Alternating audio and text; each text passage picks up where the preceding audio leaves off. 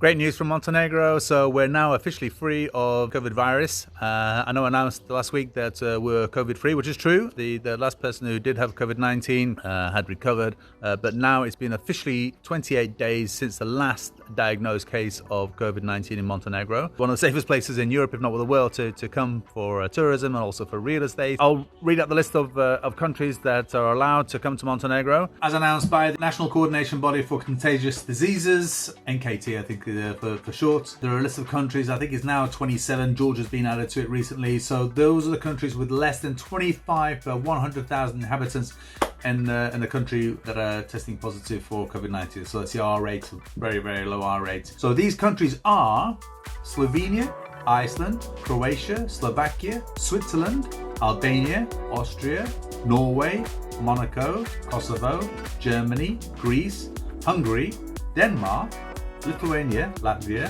Azerbaijan, Luxembourg, Bosnia and Herzegovina, Bulgaria, Isreal, North Macedonia, Ireland, the Czech Republic, Finland and Estonia, and as I said, recently announced it was Georgia.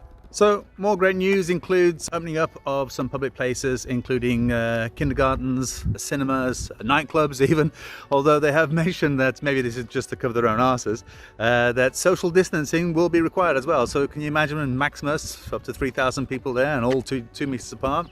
Yeah, I'm not so sure that one's going to work. Good news if you have permanent residency in Montenegro and you're looking to renew it, but you're late. The Montenegrin government has said that up until the 1st of July is still valid. And I also suspect that if you're from the UK or somewhere like that, where probably maybe you can't come and by the 1st of July, will it be extended again for those countries that aren't able to come to Montenegro. So they've been quite fair in that. So that's for residency and even things like driving licenses and so on. And more good news, the government of Montenegro has adopted a new concession for the enactment of the Kotor Lovcen cable car, which is, I think it's about an 18 million euro investment, taking you from the outskirts of Kotor all the way up to Lovcen, and actually all the way up to the ancient capital, which is Cetinje. So that was where it was a kingdom.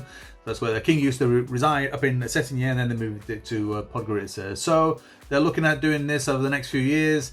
It'd be great to have a cable car to go up there. Good news for Cetinje because it probably needs a lot more tourists to go up there, and it's a very nice, interesting town. So it's expected that they're going to have between 170 and 222,000 passengers in the first year of operation, and this will give them an approximate 3.2 to 4.2 million euros profit on a yearly basis. So that's going to give it a payback time of about 5 years time, and then they're going to be in profit from then on.